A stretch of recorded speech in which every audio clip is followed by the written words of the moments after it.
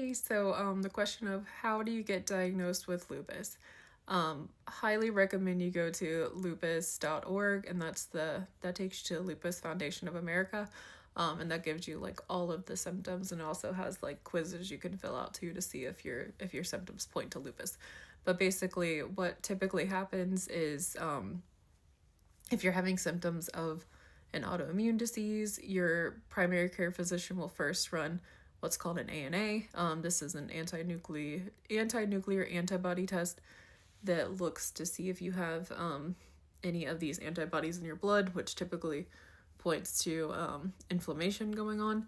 And so they'll run that, and then to start like the criteria for lupus, you have to have at least a 1 to 80 titer back in that blood work for the ANA. And if you have a positive ANA, you typically get referred out to rheumatology, and they will do a bunch of labs that are specific to autoimmune diseases like rheumatoid arthritis, lupus, APS. There's a ton that they check for, and they also have to rule out basically everything else from infection, Lyme disease, cancer, because lupus is basically considered the great imitator. So once they rule all of that out, if your symptoms are looking like lupus, then they'll look at the diagnostic criteria. So ANA of at least 1 to 80, and then they use all of these domains, which is also on the lupus website.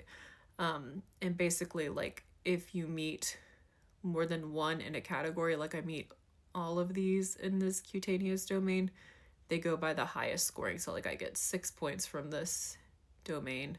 And then rheumatology will also check your joints to see if you have arthritis. I do.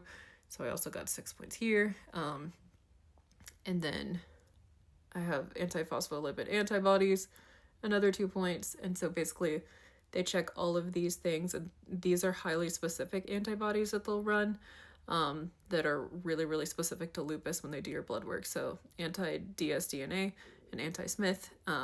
So these are both worth 6 points. And then there's also all of these other categories where they're looking at your kidneys, they're looking at neurological.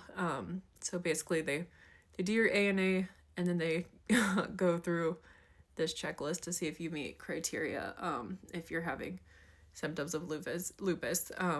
But it typically takes, like, on average, the average is 6 years to get diagnosed, unfortunately.